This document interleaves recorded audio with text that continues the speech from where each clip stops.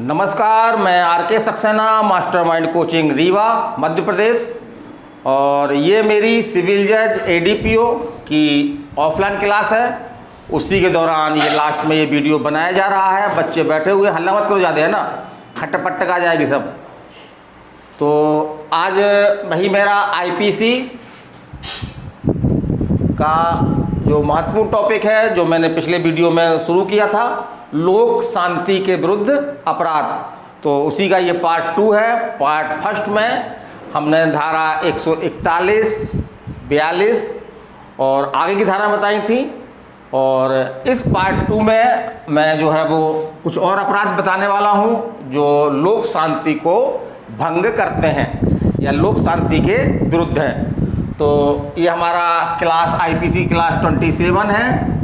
और चलिए हम इसमें बताएंगे आपको धारा 149 खासतौर से समान उद्देश्य, 149 आपका दंगा और 160 दंगा के लिए दंड। और इसी दौरान मैं आपको एक बहुत ही महत्वपूर्ण चीज़ बताऊंगा कि समान आशय और समान उद्देश्य में जो है वो अंतर है।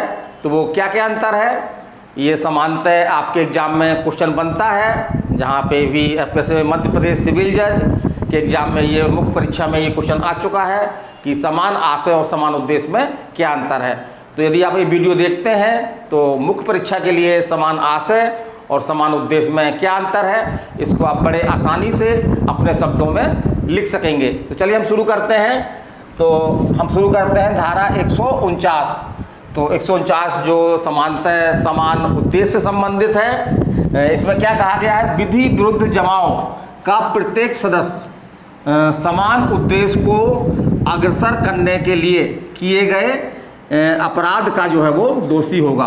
तो यदि कोई विधि विरुद्ध जमाव द्वारा कोई अपने समान उद्देश्य को अग्रसर करने में कोई अपराध किया जाता है या कोई ऐसा अपराध किया जाता है जिसका किया जाना उस विधि विरुद्ध जमाव के जो सदस्य हैं वो इस तरह का संभाव जानते हैं, तो ऐसी स्थिति में प्रत्येक सदस्य जो विधि विरुद्ध जमाव का उस समय जो है वो सदस्य है, वो पूरे के पूरे अपराध के लिए जो है वो दोषी होगा।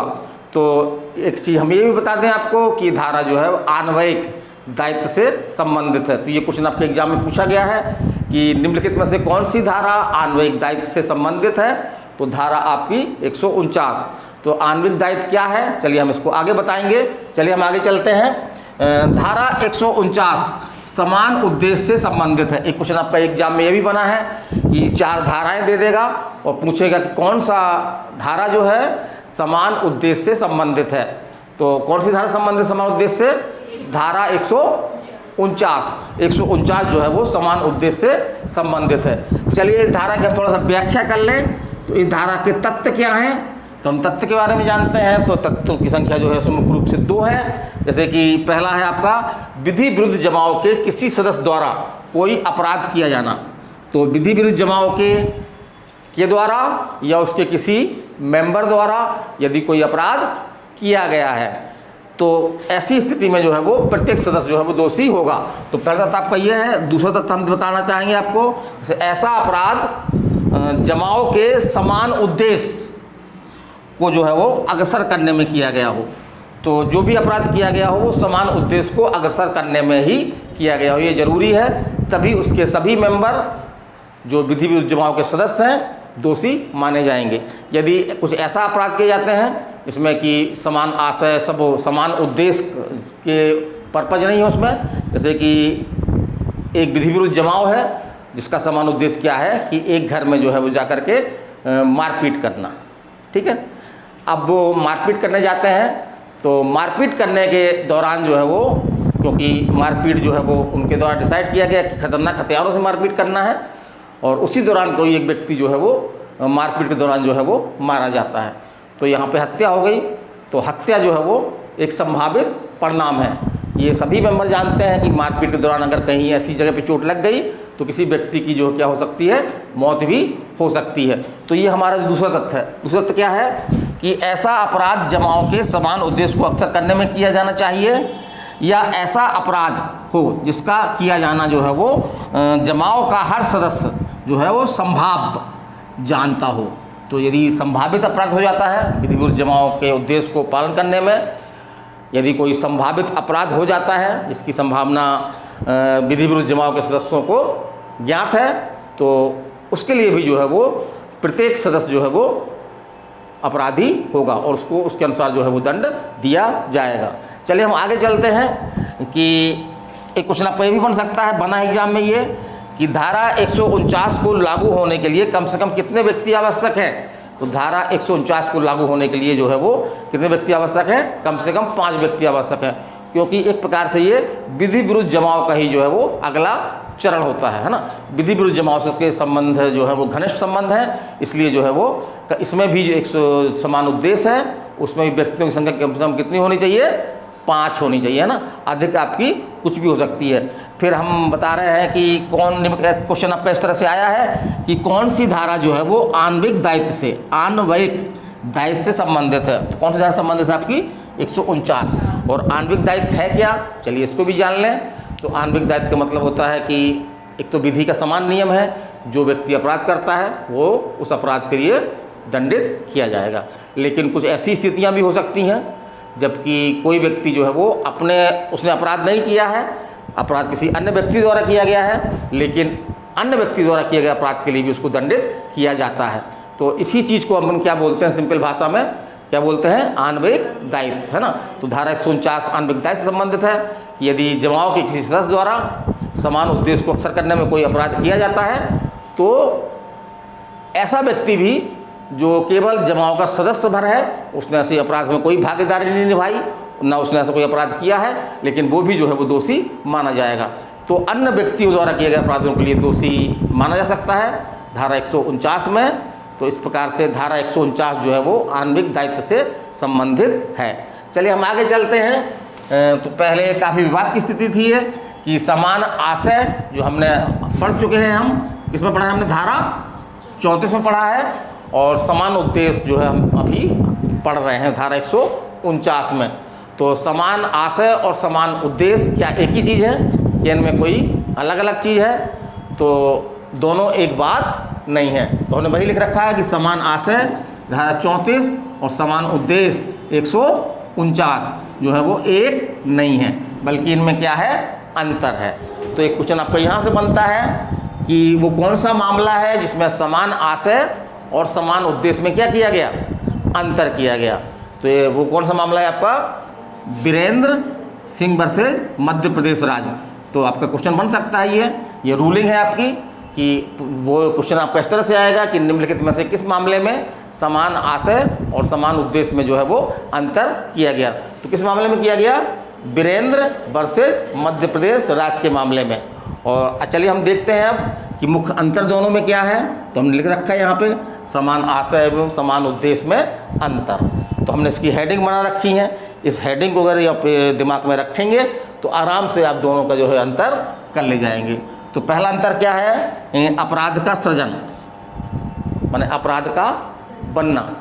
तो जो धारा 34 है ये स्वयं अपने आप में अपराध नहीं है ना, धारा 34 जो है अपने आप में अपराध नहीं है। लेकिन जो धारा 149 है वो स्वयं जो है वो एक अपराध का क्या करती है, सृजन करती है। तो एक प्रकार से अंतर क्या है, अपराध का सृजन, मतलब धारा 34 अपराध का सृजन नहीं करती, जबकि धारा 149 जो है वो स्वयं अपराध का सृजन करती है। फिर हम अगला देखते हैं, अगला आपका है सक्रिय भागीदारी। तो जो समान आशय में ये जरूरी है कि जो भी मेंबर है समान आशय रखते हुए, तो उसकी जो है वो सक्रियता जो है वो ज़रूरी होती है। लेकिन अगर हम देखें समान उद्देश्य की, तो समान उद्देश्य धारा 149 जब हम पढ़ते हैं तो 149 में जो है वो सक्रिय भागीदारी आवश्यक नहीं है। केवल क्या आवश्यक है, तो ऐसा व्यक्ति जो अपराध किए जाते समय, जब जमाव ने ऐसा अपराध किया है उस समय अगर वो विधि विरुद्ध जमाव का जो है वो मेंबर है, सदस्य है, तो वो जो है वो दोषी होगा। तो यहाँ पे हम देखें कि दोषी होने के लिए समान आशय में क्या जरूरी है कि सक्रिय होना जरूरी है, जबकि धारा 149 समान उद्देश्य में सक्रिय होना आवश्यक नहीं है। फिर हम तीसरा अंतर देखते हैं, अग्रसर करना। तो समान आशय में किसको अग्रसर किया जाता है, समान आशय को अग्रसर किया जाता है, जबकि धारा 149 में जो है वो किसको अग्रसर करते हैं, समान उद्देश्य को। तो दोनों में एक अंतर ये है अक्सर करने में, तो इसमें समान उद्देश्य में जो है वो समान उद्देश्य को समान आशय में, है ना, समान आशय में, गलत लिख दिया थोड़ा सा, समान आशय में, समान आशय को अक्सर किया जाता है, जबकि समान उद्देश्य में जो है वो इसको अक्सर करते हैं, आगे बढ़ाया जाता है, समान उद्देश्य को बढ़ाया जाता है। चलिए अगला अंतर देखते हैं विस्तार में। तो धारा 34 जो है वो धारा 149 की अपेक्षा जो है वो अधिक विस्तृत है ना। धारा 149 जो है वो कहाँ तक सीमित है, धारा 141 में जो 5 उद्देश्य बताए गए हैं उन्हीं तक सीमित है, लेकिन धारा 34 में जो समान आशय के बारे में बताती है उसमें कोई इस तरह के लिमिटेशन नहीं रखी गई है। तो इस प्रकार से हम कह सकते हैं कि धारा 34 जो है वो धारा 149 की अपेक्षा अधिक विस्तृत है ना। चलिए आगे चलते हैं। व्यक्तियों की संख्या, तो मुख्य अंतर आपका यही है कि धारा 34 में जो समान आशय से संबंधित है उसमें कम से कम कितने व्यक्ति आवश्यक हैं, 2 व्यक्ति, है ना, कम से कम 2 व्यक्ति आवश्यक हैं। लेकिन धारा 149 में जो विधि विरुद्ध जमाव का ही एक गंभीर रूप है, उससे रिलेटिव है, तो उसमें कितने व्यक्ति आवश्यक हैं, कम से कम 5 व्यक्ति आवश्यक हैं। तो व्यक्तियों की संख्या को लेकर भी दोनों में अंतर है। तो इस प्रकार से हम देख लें, पहला अंतर क्या है, अपराध का सृजन। धारा 34 अपराध का सृजन नहीं करती, जबकि धारा 149 अपराध का सृजन करती है। फिर दूसरी है सक्रिय भागीदारी। तो समान आशय में जो है वो जो दंडित होगा उसकी कुछ ना कुछ सक्रिय भागीदारी होती है, लेकिन समान उद्देश्य में सक्रिय भागीदारी जरूरी नहीं है। क्या जरूरी है, केवल जमाव का सदस्य होना। फिर तीसरा हम देखते हैं अक्सर करने में। तो समान उद्देश्य धारा 34 में समान आशय को अक्सर किया जाता है, माने समान आशय को आगे बढ़ाया जाता है, जबकि धारा 149 में जो है वो किसको अक्सर किया जाता है, समान उद्देश्य को अक्सर किया जाता है। फिर देखें हम विस्तार से, तो धारा 34 जो है वो धारा 149 की अपेक्षा जो है वो अधिक विस्तृत है। फिर हम व्यक्तियों की संख्या देखते हैं। तो समान आशय के लिए जो है वो कम से कम कितने व्यक्ति आवश्यक हैं, 2, जबकि समान उद्देश्य के लिए कम से कम व्यक्ति कितने आवश्यक हैं, 5 व्यक्ति आवश्यक हैं। चलिए आगे चलते हैं हम। अगला अपराध हमारा जो है दंगा है, बड़ा फेमस अपराध है ना। हम लोग बोलते रहते हैं कि दंगा फसाद ना करो, है ना। तो धारा 159 में दंगा की परिभाषा दी गई है। तो ये क्वेश्चन आपके एग्जाम में बनता है कि दंगा को जो है वो IPC की किस धारा में परिभाषित किया गया है। तो 159 में। अब चलिए हम दंगा की परिभाषा देखते हैं। जबकि 2 या 2 से अधिक व्यक्ति, है ना, जबकि 2 या 2 से अधिक व्यक्ति, यहाँ व्यक्ति लिखना था ना, यही बोल रही थी वो, व्यक्ति, 2 या 2 से अधिक व्यक्ति कहाँ पे, लोक स्थान पे, है ना, लोक स्थान। तो दंगा जो है वो केवल कहाँ हो सकता है, लोक स्थान में हो सकता है ना, और लड़ करके, है ना। तो लड़ाई होनी जरूरी है उनके बीच में, और इससे क्या हो, इससे जो है वो लोक शांति को जो है वो विघ्न पड़े, लोक शांति जो है भंग हो। तो हम ये कह सकते हैं कि वे दंगा करते हैं, माने जो भी व्यक्ति आपस में लोक स्थान पर मिल करके और आपस में लड़ाई करते हैं जिससे लोक शांति भंग होती है, तो हम ये निसंदेह रूप से ये कह सकते हैं कि वे व्यक्ति क्या करते हैं, वे व्यक्ति जो है वो दंगा करते हैं। अब हम चलते हैं दंगा के तत्व। तो दंगा कौन कौन से तथ्य हैं। तो पहला तथ्य है व्यक्तियों की संख्या। तो दंगा में कितने व्यक्ति आवश्यक हैं, 2 या 2 से अधिक। तो कम से कम कितने व्यक्ति होने चाहिए, 2 व्यक्ति, माने एक व्यक्ति जो है वो दंगा नहीं कर सकता। तो दंगे के लिए कम से कम जो है वो 2 व्यक्ति आवश्यक होने चाहिए। दूसरा, दंगा जो है वो कहाँ हो सकता है, केवल लोक स्थान पर। और ये लोक स्थान क्या है, इसमें कई न्यायालयों के निर्णय हैं, और कभी कभी इसमें ऐसे क्वेश्चन भी बने हैं कि कौन सा स्थान लोक स्थान है, कौन सा स्थान लोक स्थान नहीं है। तो इसके लिए हम क्या करें, टेक्स्ट बुक पढ़ें। तो टेक्स्ट बुक में कई ऐसे निर्णय हैं जिसमें कई स्थानों को जो है वो लोक स्थान घोषित किया गया है। तो समान रूप से हम अगर एग्जाम्पल देखें तो जैसे रेलवे प्लेटफॉर्म है आपका, सार्वजनिक शौचालय है आपका रीवा का जो सिरमौर चौराहा है, तो ये सब लोक स्थान है। और लोक स्थान की जो मुख्य परिभाषा क्या है, वो है कि ऐसा स्थान जहाँ पे आम व्यक्ति, है ना, बिना किसी बाधा के समान रूप से आ जा सकता है। तो ऐसा स्थान जो क्या कहलाता है, लोक स्थान कहलाता है। और तीसरा जो सबसे ज़रूरी है, लोक शांति का भंग होना। अगर लड़ाई इस तरह की है कि उससे कोई लोक शांति में कोई बाधा नहीं पड़ रही है, तो इसको जो है वो हम दंगा जो है वो नहीं कह सकते। जैसे एक मामला आपका जगन्नाथ का मामला है, उसमें 2 व्यक्ति जो है वो आपस में गाली गलौज कर रहे थे, लेकिन ये देखा गया कि उनके द्वारा कोई जो है वो शांति जो है वो भंग नहीं हुई, है ना। और वास्तव में देखा गया कि वो लड़ाई नहीं लड़ रहे थे, वो आपस में ही ऐसे मजाक मजाक में जो है वो गाली गलौज कर रहे थे, तो इस प्रकार से उनको दंगा के लिए दोषी नहीं माना गया। चलिए हम आगे चलते हैं। तो एक क्वेश्चन आपका एग्जाम में ये भी बनता है कि दंगा और बलवा में क्या अंतर है ना, दंगा और बलवा में क्या अंतर है। इसके पहले हम ये बता दें कि कई बच्चे क्या करते हैं कि दंगा और बलवा में व्यक्तियों की संख्या को लेकर के कन्फ्यूज हो जाते हैं, है ना, कि दंगा में 2 व्यक्ति हैं या बलवा में 2 व्यक्ति हैं या 5 व्यक्ति किस में हैं, इसको लेकर के दंगा और बलवा में जो कन्फ्यूज हो जाते हैं। तो चलिए कन्फ्यूजन हम मिटा दें आपका। इसकी एक ट्रिक है, जैसे कि बा से हम लेते हैं, बा से, है ना, तो बा से विधि विरुद्ध जमाओ, बा से बलवा। तो जो भी शब्द बा से आ रहे हैं इन अपराधों में 2 अपराध बा से आ रहे हैं, विधि विरुद्ध जमाओ और बलवा, तो इसमें व्यक्तियों की संख्या कितनी है, दोनों बा में कितनी है, 5 है। जबकि दा दंगा, है ना, दा दंगा, तो दा से दंगा, दा से 2, तो इस तरह आप याद रख सकते हैं कि दंगा में कितने व्यक्ति आवश्यक हैं, 2 व्यक्ति आवश्यक हैं। चलिए हम आगे चलते हैं। तो हम बता रहे थे दंगा और बलवा में क्या अंतर है। तो पहला स्थान आपका, पहला अंतर जो है वो स्थान को लेकर के है कि जो दंगा का अपराध है वो केवल कहाँ हो सकता है, लोक स्थान में हो सकता है, जबकि बलवा जो है वो लोक स्थान या प्राइवेट स्थान दोनों स्थान में हो सकता है। जबकि दंगा जो है वो केवल कहाँ हो सकता है, लोक स्थान में हो सकता है। तो पहला अंतर तो आपका ये है दंगा बलवा में कि दंगा जो है वो लोक स्थान में ही होता है, लोक स्थान में ही हो सकता है, जबकि बलवा जो है वो लोक स्थान हो या कोई प्राइवेट स्थान हो, अर्थात बलवा जो है वो कहीं पे भी हो सकता है। दूसरा अंतर जो है वो व्यक्तियों की संख्या को लेकर के है ना। तो जैसा हमने बताया अभी कि दंगा के लिए कम से कम कितने व्यक्ति आवश्यक हैं, 2 व्यक्ति आवश्यक हैं कम से कम, और बलवा के लिए कम से कम कितने व्यक्ति आवश्यक हैं, 5 व्यक्ति। वेरी गुड, है ना, 5 व्यक्ति आवश्यक हैं। चलिए हम अगला देखते हैं। अगली धारा, ये पूछी गई धारा एग्जाम में कि दंगा के दंड से कौन सी धारा संबंधित है या कौन सी धारा में जो है वो दंगा को दंडित किया गया है। तो कौन सी धारा है, 160, है ना। तो क्रम से धारा लगी हुई है, 159 में दंगा की परिभाषा है और 160 में दंगा का जो है वो दंड है। और दंगा का दंड भी आपको याद रखना है। तो दंगा का दंड जो है बहुत मामूली दंड है, क्योंकि बहुत गंभीर अपराध नहीं है ये। इसका दंड क्या है, 1 मास तक का कारावास, 1 माह तक का कारावास।